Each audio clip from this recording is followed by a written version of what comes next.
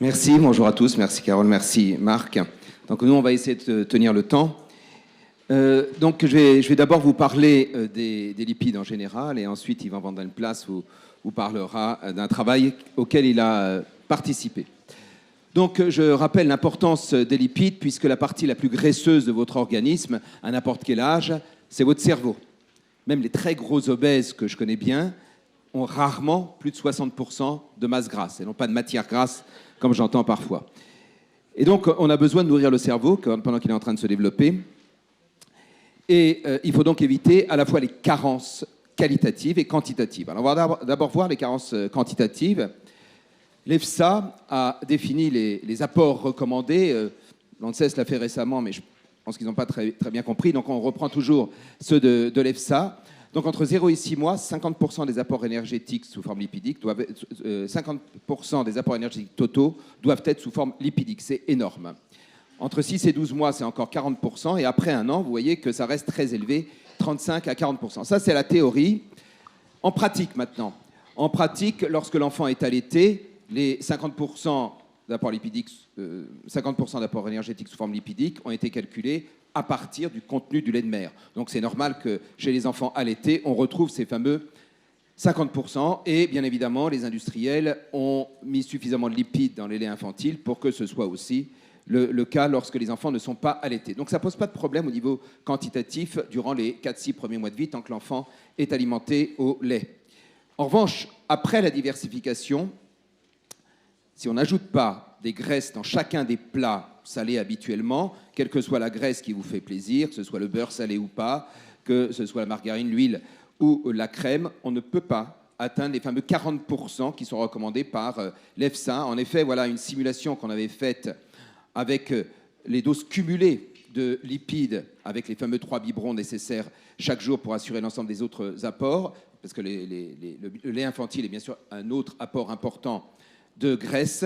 Et vous voyez qu'il est difficile d'atteindre, voire on ne les atteint pas, les 40% d'apport énergétique sous forme lipidique, bien qu'on ait ajouté de la graisse, vous voyez, et pas de manière négligeable. Donc quand on ne les ajoute pas, autant dire que c'est absolument impossible.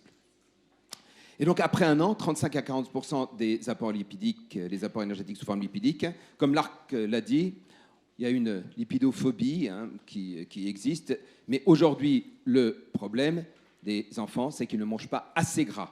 Donc tous ces messages qu'on entend, manger moins gras, moins salé, moins sucré, le moins gras n'est absolument pas adapté aux enfants. En tout cas, les enfants les plus jeunes aujourd'hui ne mangent pas assez gras. Ça, c'était ce qui était quantitatif. Voilà maintenant les carences qualitatives en lipides. Bien que vous soyez très très fort en nutrition, peut-être que certains ne se souviennent pas exactement de la biochimie des lipides. Donc juste un petit rappel, il y a 2 acides gras essentiels, l'acide linoïque et l'acide alpha-linoïque. L'être humain n'est pas capable de synthétiser, y compris la glande mammaire.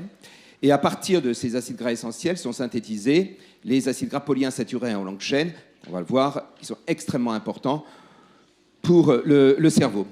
Dans la lignée oméga-6, l'acide arachidonique, et dans la lignée oméga-3, l'acide eicosapentaénoïque et surtout le DHA, le docosahexaénoïque, qui est un acide gras extrêmement important, qui est ici en rose, parce que ce n'est pas un acide gras essentiel, l'être humain est capable de le synthétiser, mais on a défini, l'EFSA toujours, a défini un apport minimum de DHA, vous voyez, jusqu'à 18 ans, EPA ou DHA. De 0 à 18 ans, il faut apporter un minimum de DHA parce que la synthèse chez l'enfant et l'adolescent est insuffisante, notamment pour assurer le développement cérébral. Vous remarquez aussi, on y reviendra, que l'EFSA, en 2013 et repris en 2017, recommande aussi un minimum d'apport d'ARA, d'acide arachidonique, entre 0 et 6 mois. Alors pourquoi c'est important ce DHA ? Vous voyez ici l'accumulation de DHA dans le cerveau durant les dernières semaines de la grossesse et au cours des 2 premières années de la vie. Donc c'est assez macabre, puisque ça a été fait sur des enfants qui étaient décédés de mort subite ou d'accident, donc qui étaient des enfants en bonne santé, et donc chez lesquels on a regardé la quantité de DHA dans le cerveau. Et vous voyez comme cette quantité de DHA dans le cerveau augmente. Vous savez qu'il n'y a quasiment pas d'acides gras essentiels dans le cerveau. Les acides gras essentiels servent essentiellement à fabriquer les acides gras polyinsaturés à longue chaîne, qui sont ceux qu'on retrouve dans le cerveau, notamment le DHA, d'où l'importance du DHA. Alors, malgré cette importance, jusqu'en 2020, la majorité des laits infantiles n'avaient pas de DHA. Certains en mettaient depuis très très longtemps. Et donc l'Union européenne a enfin rendu obligatoire l'ajout de DHA dans les laits infantiles depuis 2020. Et maintenant, donc, la loi impose que tous ces laits aient du DHA enfin. En revanche, elle n'a pas rendu obligatoire l'ajout d'ARA, d'acide arachidonique, pour des raisons diverses et variées. Alors, ils se sont peut-être basés sur ces deux éléments-là, à savoir que la synthèse d'ARA au niveau du cerveau est suffisante, et donc l'ARA alimentaire participe peu au développement cérébral, et c'est pour ça que les études ne montraient pas d'amélioration de l'état neurologique des enfants lorsqu'on ajoutait de l'ARA ou qu'on n'en mettait pas. Donc ça, c'était pour dire qu'ils avaient peut-être raison. Mais vous voyez que la liste disant qu'ils avaient tort est beaucoup plus longue. Tout d'abord, je vous l'ai pas dit tout à l'heure, mais le lait de mer contient 2 fois plus d'ARA que de DHA, sauf chez les grandes consommatrices de poissons. Donc déjà, il y en a dans le lait de mer, les laboratoires essaient de s'approcher le plus possible de la composition du lait de mer, c'était donc très étonnant qu'ils ne rendent pas obligatoire l'ajout d'ARA. Ensuite, si la synthèse d'ARA est effectivement suffisante dans le cerveau, elle ne l'est pas pour toutes les fonctions extracérébrales, extraneurologiques de l'ARA, notamment immunologiques, et donc lorsqu'on n'en a pas assez, et là, cette fois-ci, c'est l'ARA alimentaire qui y participe. Ensuite, 30% de la population a des variants génétiques qui font que la synthèse d'ARA se fait mal. 30%, c'est quand même énorme. Et donc, chez ces 30% d'enfants, ils ont besoin, notamment aussi pour le développement cérébral, d'ARA alimentaire.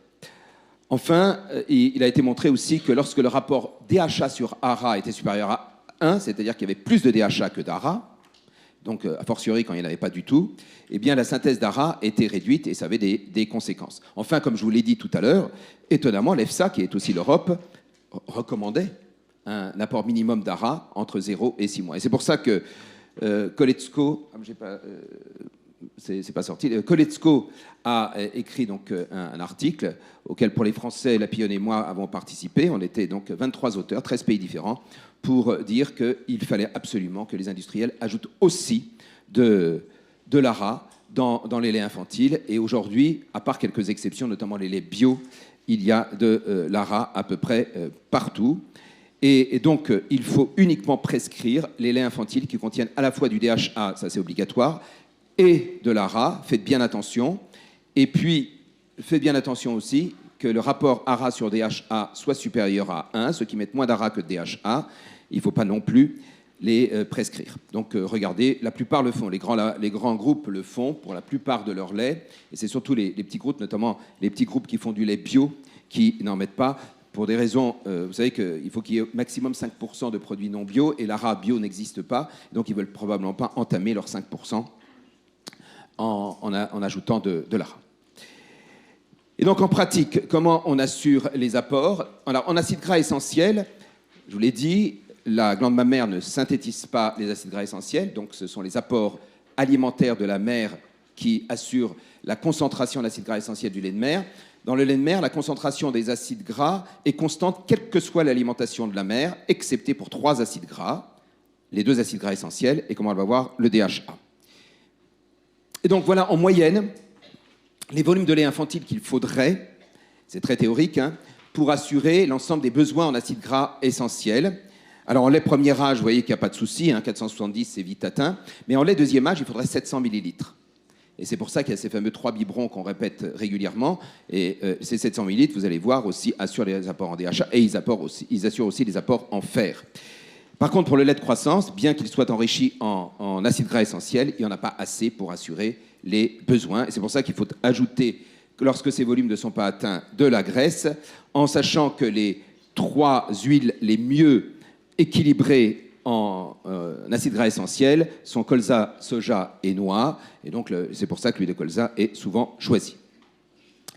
Enfin, les apports en DHA.